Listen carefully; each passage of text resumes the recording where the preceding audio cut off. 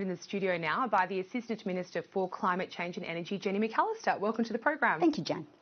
Now, we know, of course, that the government has the numbers in the lower house, so this bill is expected to pass, but it all comes down to the Senate, where Labor doesn't have a majority. How confident are you at this stage that this bill will actually make it through Parliament? Well, Jane, you heard my colleague, Minister Bowen, before talking about the election and what it meant for this issue. So the Australian public voted for climate action, and now, of course, all parliamentarians will have the opportunity to vote for it as well. I do hope that my Senate colleagues join with Labor, join with the government in passing this bill. It's incredibly important for the future of the country. It's incredibly important for our international standing. It's important for investment. It's important for the energy sector. There are so many reasons to vote for this bill. We're, of course, talking with the Greens and with other parliamentarians about how they intend to vote. We've said all along that we're open to sensible suggestions that are consistent with the mandate we received at the election, but those conversations are ongoing. So we know the coalition's not part of this conversation because they have said they're opposing the bill. They've dealt themselves out. So it's the Greens really that Labor needs to be focusing on here to get this legislation across the line. You have given some ground on the wording of the bill, but are you really prepared to make substantive changes here, given the arguments you made for getting this bill through Parliament? Yeah, look, I think the key point we've made is that we did have a mandate for the scale of our ambition, and that's actually really important. We had a public conversation with the Australian people. We received agreement to a particular approach, and democratic values matter. We've been to an election, people voted, and we're determined to implement that program.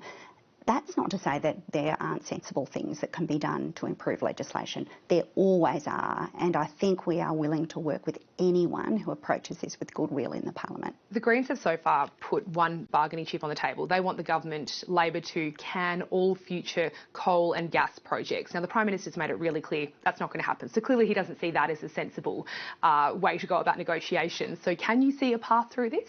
Look, there's a couple of changes that we've made already. The Greens were keen, and I think some of the independents, to see that it was made explicit in the legislation that 43% was a minimum ambition, not the maximum.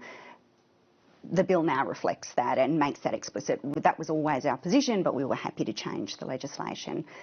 I am hopeful that people will want to put the climate wars behind us. Really, the Australian public need action. Certainly the global climate needs action, and this bill provides an incredibly stable foundation for that action to take place. Not just government action, but actually also business, industry, community. So you've clearly laid out the case for why you believe it's important, but at the same time, the Climate Change Minister, Chris Bowen, has said that Labor is prepared to walk away from legislation should the Senate decide to block it. So does that sort of indicate that this is actually really just symbolic, that it's not, I suppose, vital to your agenda that this be passed? We've indicated to the international community that our new target for 2030 is a 43% reduction in our emissions.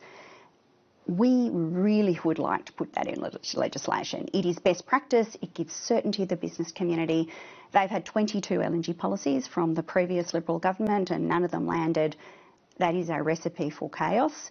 We'd like to give people that certainty in legislation, but if the Parliament is not of a mind to support that, then we will continue implementing our agenda. All right, well, the other big story around today, of course, is inflation, confirming really that the gap between wages growth and the cost of living just continues to widen. Obviously, really bad news really all round on the economic front. I suppose wages growth was central to Labor's campaign. It was a big feature on the campaign. What happens if you can't deliver that in this term of government? Yeah, well, we come to government in a situation where we've sort of had declining productivity, flatlining wages growth, and a very, very large amount of debt wrapped up by the previous Liberal government. So these are not easy questions to grapple with. But we know that we need to look after those Australian households that are hurting.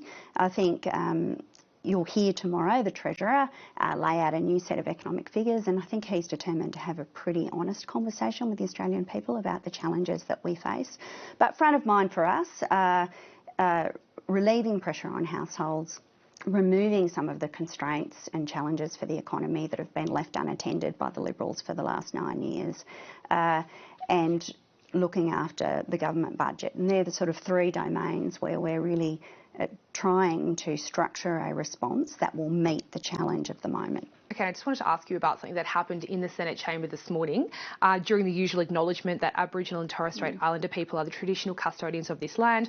One Nation Senator Pauline Hanson walked out and said no, she won't acknowledge that. She has since said it's because she believes that acknowledgement perpetuates a racial division. What do you say to that? I really just couldn't disagree with Pauline Hanson more. I mean, it's just courtesy, isn't it? We share this continent with the oldest continuing civilisation in the world. I think a lot of people saw the images yesterday of the First Nations people here in Canberra welcoming us to their country, bestowing their good wishes on the Parliament in the hope that we would govern for all of the nation. That was a beautiful ceremony that brought people together. That's how I think about an acknowledgement of country. It's a courtesy, but it brings people together. And so what would your advice be to Pauline Hanson as we enter this period of government where you're proposing a referendum to enshrine a voice to Parliament in the Constitution? Today, the Senate is voting to install the First Nations flag in the Senate. Obviously, it's a big item on the agenda, and yet you have Pauline Hanson, who is refusing to acknowledge traditional custodians. Everyone has to make their own decision about how they behave in this place and what they bring to this place. I think that it's up to Pauline Hanson to make her own decisions about that, but I'm really clear about my position. I think that acknowledging country and acknowledging our traditional owners is the right thing to do. It's a core feature of how our government wishes to proceed. And Jenny McAllister, just before I let you go, in the House this morning, changes to the rules were made to try and make it a family-friendly place, a more family-friendly place, by ensuring that late-night sittings are a thing of the past. Can we expect the Senate to be implementing similar rules? Yeah, well, Jane, we've been through a big conversation, haven't we, about how the Parliament works and whether it's a friendly space for families and for women in particular. Lots of people, new parents, bring their kids down to Canberra when Parliament is sitting, and I understand the changes in the House are designed to make it easier for them to be with their children in the early evening. I know that my colleague Senator Gallagher is consulting with other parliamentarians, other senators, about whether or not similar changes could be made in the Senate, but that conversation is an ongoing one, so we'll have to wait and see. All right, we'll leave it there. Thank you, Jenny McAllister. Thank you.